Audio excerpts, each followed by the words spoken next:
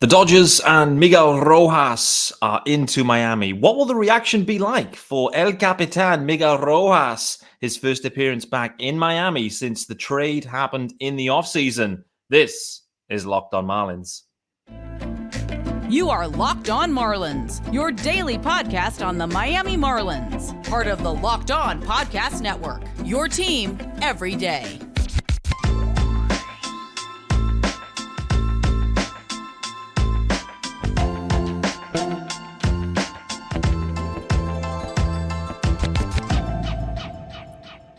Greetings from England and welcome to Locked on Marlins. This is your daily Marlins podcast. I am your host, Peter Pratt. Hit me up at Miami Marlins _UK. If you're listening to the pod, of course, hit subscribe. This is your team every single day. Yes, sir. Thanks for making Locked on Marlins your first listen of the day. There is a YouTube channel. Also, head on over there, hit subscribe. The YouTube channel, it is called Locked on Marlins. Hit subscribe. Join us over there. Join the comments too. Comments are always lively, full of fun, full of takes. It's fair to say. So join us in the comments there. No doubt about it. Guys, this episode is sponsored by Sleeper and swing for the fences on Sleeper picks. And you could win up to 100 times your money. Download the Sleeper app and use the promo code Locked On. And you'll also get up to $100 matched on your first deposit. Terms and conditions apply. See Sleeper's terms of use for details. Currently operational in over 30 states. Check out Sleeper today. Guys, it's Tuesday, the 5th of September. It's the Tuesday episode. There is no guest. It is a solo pod. Hope you enjoyed yesterday's guest, by the way. First-time guest, and I thought he was great, by the way. So if you haven't listened, go back and listen. Some good conversation, primarily focused around the series that had just been. It was a Marlins off day yesterday, but we were looking back at the Nat series. The Marlins got themselves right back into the playoff hunt, the wild card hunt. The Dodgers roll into town now. It's going to be a stiffer test, it's fair to say, against the Los Angeles Dodgers. You've got Mookie Betts through August anyway, was maybe he had the best month maybe ever in baseball. It's just insane. Like, you know, it was MVP, was Ronald Acuna, and maybe Matt Olson. I don't know. Maybe even Marcelo Ozuna. Who knows with those Bravos? But felt like it was a Bravos player. All of a sudden, Mookie turned on the Jets and went bananas in August. Freddie Freeman as well. He's in the conversation for batting champ as well, although Luis Arias has kind of refound himself, which is great to see. Unsurprising as well. Luis Arias finds himself and the Marlins start to find some wins.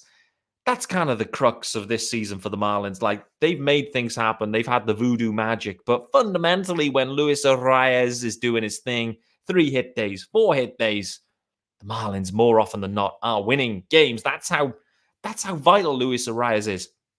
Ronald Acuna, Mookie Betts, equally valuable to their clubs in their own ways. But Luis Arias, he is the Marlins MVP offensively anyway, no doubt about it. So the Dodgers are in town. Interesting one for the Dodgers in that they just got kind of beaten up by the Bravos. And so this is an interesting series for them where they're a kind of month out from the postseason starting. They're probably resigning themselves to being the number 2 seed.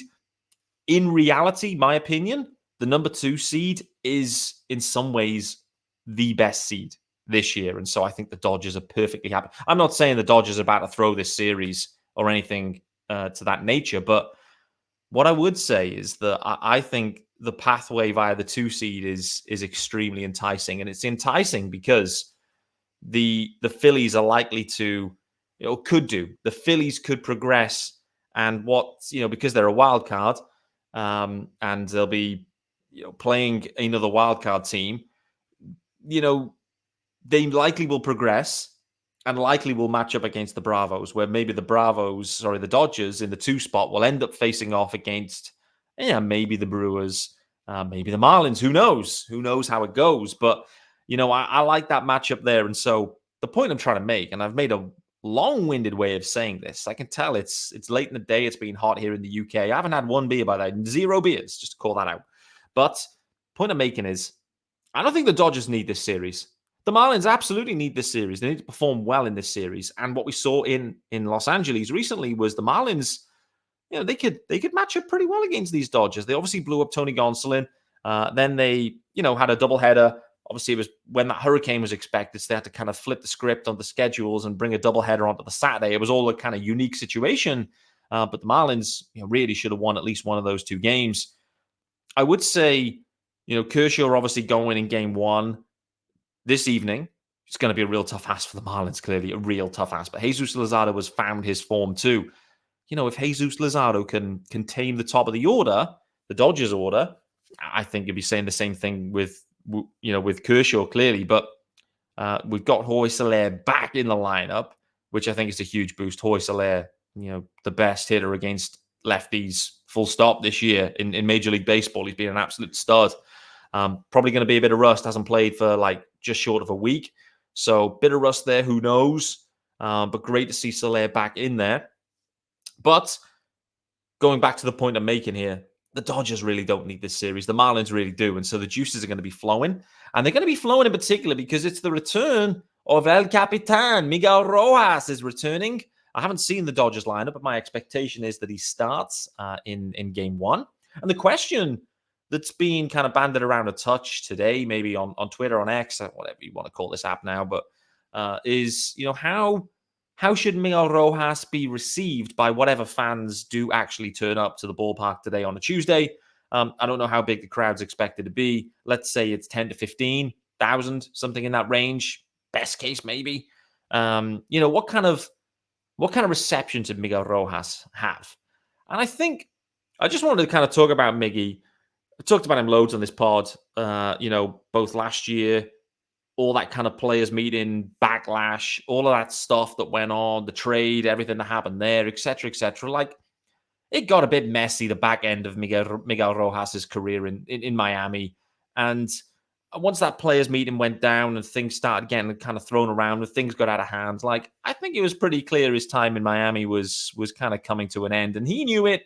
And as did the guys around him, I guess, at that point.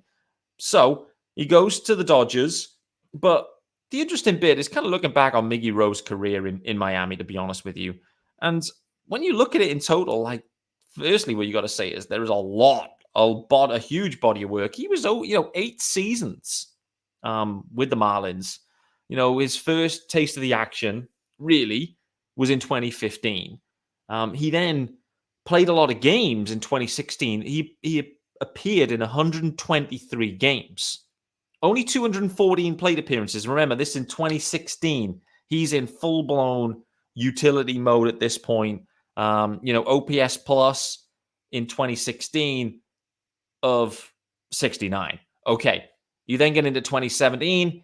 He's got half a body of work there, really. It ends up with 306 plate appearances in total, 90 games he appeared in.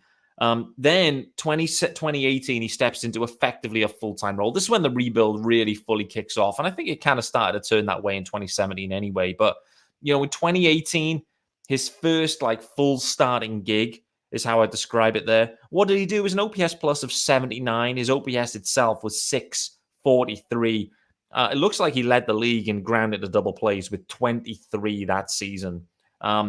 He did have a career high in home runs that year with 11 home runs, 53 RBIs. He stole 6 bags and was caught stealing 3 times.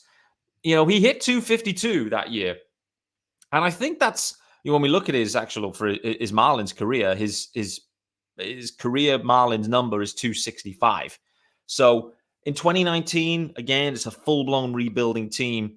Full body of work, played, a good chunk of time, 526 plate appearances, 89 OPS plus, 710 OPS itself. This is the kind of dude that Miggy is. He's very good defensively. He was the perfect kind of guy to have, relatively cheap contract, was looking to take on a leadership role on a rebuilding club, was happy there. He could obviously handle the position defensively, but offensively, there was clearly, tons of deficiencies there, particularly compared to kind of around the league and what other guys and what other teams have at the shortstop position. When I think of Miguel Rojas, though, 2020 was Miguel Rojas' year, where he really kind of, stepped out of the shadows. The Marlins stepped out of the shadows, and so did Miggy Rowan at that point. You look at his numbers, his OPS, and granted, there's only 40 games played. He was down with COVID, 143 plate appearances, so not a ton of work. Clearly, sure, small sample size, as Sean Barrett would say, but a career high OPS plus of 138. His OPS itself was 888. Unbelievable. 4 bombs mixed in there, 20 RBIs. He hit 304 that year. Miguel Rojas was a huge part of the 2020 Marlins. The Marlins, they just found ways to win. Miggy Rowe was just huge in that team, that clubhouse, that vibe, everything. I absolutely love that year, love following it, love getting to kind of know Miguel Rojas through that period. And that was his peak. That was the pinnacle, I would say, of Miguel Rojas. No doubt about it. He really kind of ascended, I would say, across Marlins Twitter. He ascended just more nationally, started to appear on podcasts, etc., etc. Like, that was Miggy Rowe. That was his year. And that's the year I will always look back fondly. You got the Air Rojas in there. You got tons of stuff going on there, Miggy Rowe. 2021, again, full body of work. And actually, it was a decent year in 2020 when the Marlins, coming off the back of that postseason run in 2020, you were thinking, actually, could this team make some noise? Unfortunately, 2021, it kind of fell apart pretty quickly. But Miggy Rowe had a decent year. In 2022 then as well, it then really, I would say, dipped back away. Again, full body of work, 507 at-bats, but a 73 OPS plus, dropping down from 93 the prior year. Currently with the Dodgers, he's got a 58 OPS plus. So, listen, the Marlins overall, they were probably right to move on Miggy Rowe. I think they were looking to go a different direction in terms of the clubhouse culture, to be honest with you. I think it's probably at the heart of what they were doing. They couldn't have looked at Joey Wendle and thought, this guy is a massive offensive upgrade to Miguel Rojas. He's definitely not a defensive upgrade. So when we sit back and look at why that trade was made, we all know why that trade was made, and it's fine. Sometimes you have to just go in a different direction. Culturally, it is what it is. However, the question then is, based on what Miggy did as part of this rebuild, I would say, and that's it, right? It's tough for players to be and commit to a city, a club that is in a 5-6 year cycle of rebuilds and whatever. Like, that's a tough situation to be in. I would say Miggy Rowe fully embraced it. He fully embraced being a leader. He did it well, really well, particularly when the team was very, very young, I would say. And then they kind of sprinkled in a few vets. And overall, like, some people would say that, I know things kind of went a bit wonky for him with this kind of players meeting that itself got out of hand. Some people would look back and say, actually, at the core of what Miggy was trying to do with that one, it still wasn't wrong. It was maybe just not handled or executed in the best way. I want to carry on this conversation around Miguel Rojas and the reception he should and could receive in his first time back at Lone Depot. However, this episode is sponsored and brought to you by our good friends over at Sleeper. We need the sexy graphics, so we will do that. Yes, sir. If you are watching on YouTube, you'll know what I'm saying. But guys, the MLB playoffs are around the corner, which means the clock is ticking on your chance to 100 times your cash on daily fantasy baseball. Baseball has never been more exciting than it is now, with stars like Acuna, Betts, and Ohtani. Hey, I'm going to throw in Jazz Chisholm Jr. in there. Pick more or less on stats for these stars like home runs, hits, strikeouts, and more for up to 100 times payout on Sleeper. Get your picks right and you could win big time. If you're fancying the home run today from Jorge Soler against Clayton Kershaw, get it in there. Why not? He's so dangerous. Heck, Jesus Sanchez is hitting cleanup. He's hitting cleanup against Clayton Kershaw, a lefty. Jesus Sanchez into the cleanup spot. I don't know what's going on. We're going to talk about that later in the show, but you need to use the promo code LOCKEDON and you'll get up to $100 match on your first deposit. Terms and conditions apply. See Sleeper's terms of use for details. Okay. Thanks for joining me, Peter Pratt. This is Locked On Marlins, of course. On Tuesday, the 5th of September, we are talking the Dodgers. We are talking Miguel Rojas. We are talking on his impact that he had and the leadership qualities that he showed. On the field, Miguel Rojas defensively was an absolute stud. Offensively, it was kind of up and down, and it was starting to definitely tail away, I would say. They went in a different direction, and they ended up landing with Joey Wendle at shortstop. We're going to talk about Wendell and what his numbers look like, but the question will be is, what kind of reception will Miguel Rojas get? And Miguel Rojas, in my opinion, will get a very warm and nice reception today at Lone Depot. No doubt about it. There will be, some sort of standing ovation and a tip of the cap to Miggy Rowe for all that he gave and all that he did for this Marlins organization. I have no doubt about it. And he absolutely deserves that. No doubt about it. Things, like I said, things ended a little bit poorly. However, in the grand scheme, Miggy gave everything to this organization, and he deserves a reception accordingly. 8 years of work, a ton of appearances, and also what we shouldn't forget is one playoff appearance, which he was a huge part of. My everlasting memory of Miguel Rojas will be returning probably too soon from COVID, and COVID back then, like it was a lot of uncertainty. A lot of guys were getting like truly sick from that. Miguel Rojas coming back, getting himself back in the lineup because the Marlins needed him because they had so many guys down with COVID. Miggy back in the lineup, first at bat back, sends a deep, long ball, I don't know, however you want to phrase it, against Patrick Corbin. That will be, I think, forever my favorite Miguel Rojas moment and memory, where he came back for his team too early. He still wasn't feeling great, but it was needed, necessary, and he came and absolutely delivered. Love to see it. Miguel Rojas, I think, will have a standing ovation and will be well received today. Okay, let's hope that Miggy Rowe doesn't perform and doesn't hit a bomb here against Luzardo. I mean, it's fair to say Miggy Rowe, this series matches up pretty well for him. He always hit well against lefties. We've got, what have we got? We got Luzardo going. We've got Braxy Garrett going. We've also got Eddie Cabrera going. In game 2. It looks like it's unconfirmed at this point, but is confirmed because Eddie Cabrera is back with the Marlins and in the clubhouse at this point. However, let's just go back to the Marlins themselves. Soler back in the lineup. Huge for the Marlins.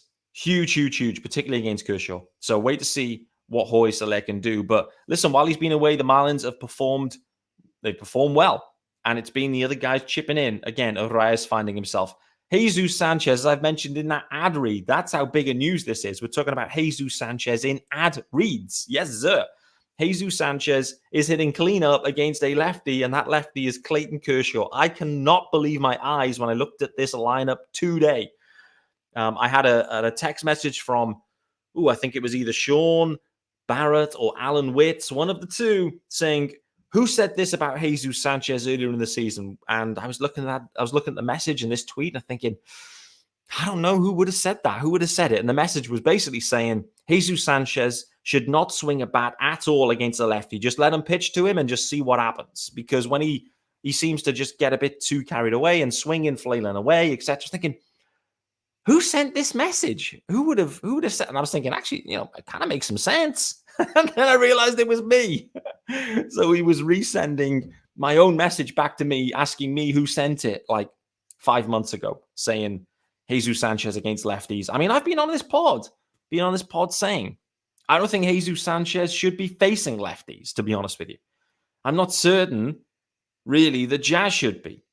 Urias is fine, but I'm not certain that Jazz or Jesus Sanchez really should be facing lefties if we could help it. However, it is what it is at this point. But Jesus Sanchez in the cleanup spot against Kershaw, oh my days. I mean, listen, if Jesus Sanchez, bear with me now, guys. I mean, this could be wild. Just imagine, let me just paint this scene for you, right? The Marlins have not hit one grand slam all season in 2023, right? Just imagine now in this first inning in game 1, Miguel Rojas getting all the reception, etc., and then the Marlins come up to bat, right? And they load the bases, and Jesus Sanchez steps up and sends a grand slam against Kershaw in game 1. I'm not sure what would happen. I think it's, Twitter would end, X would end. Who knows? I'm not suggesting that will happen, but just imagine if it did. Would be wild. Jesus Sanchez, I'm just not certain why he's hitting there in that spot. Jazz has been hitting there, but Jazz has then kind of slipped down the order into the 7 spot. What I would say as well, Joey Wendle, obviously a lefty as well. He's not in the lineup. Garrett Hampson at shortstop.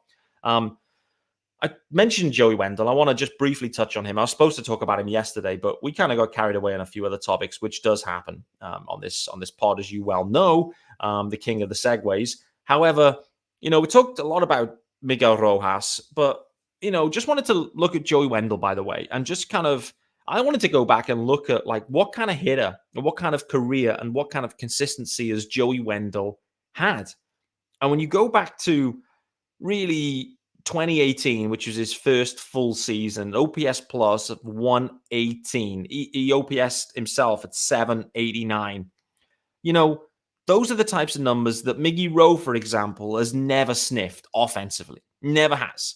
And, in 2019, only 238 at-bats, OPS plus of 71. So dip down there. However, in 2020, OPS plus of 118. 2021, OPS plus of 108. Full body of work that year, hitting OPS in anyway at 741. Again, these are numbers that Miggy Rowe has never been at. And when they made this move here, and obviously Jazz ended up moving to center field, and who knows whether the Marlins would have really trusted Jazz at shortstop, but the Marlins were expecting an offensive upgrade with Joey Wendle at shortstop. Like at the start of the year, that was the expectation. Is Joey Wendle is going to be an upgrade offensively. We think we can work the glove, and they were right, by the way. They were correct in that. The glove has been completely solid. But they were expecting some offensive upgrade. And the reality is they have not seen that. Joey Wendle this season, OPS plus of 55. It's a career low for him. It's even lower than Miggy Rose, who's OPS plus this year of 58. So the Marlins, looking at the history of the players, made the decision they made and were expecting better things from Joey Wendle. I don't know what's happened with him. It really hasn't worked out for him in Miami, full stop. I mean, since he's traded away from the Rays, he just hasn't found it really from a consistent perspective anyway. There's been flashes, and he started his career in Miami really well, I must say. And then it tailed away. This year it started really, really slow. Like in spring, it was slow. Started the year slow. Had one little hot streak after he came back after being hurt, and then it's been really poor since the start of July, effectively. Looking at some numbers yesterday, I think, which was in preparation for yesterday's show. I think he's got a WRC plus right now of, I think it's 5 or 1. 5, I think it is. A WRC plus from July the 1st of 5.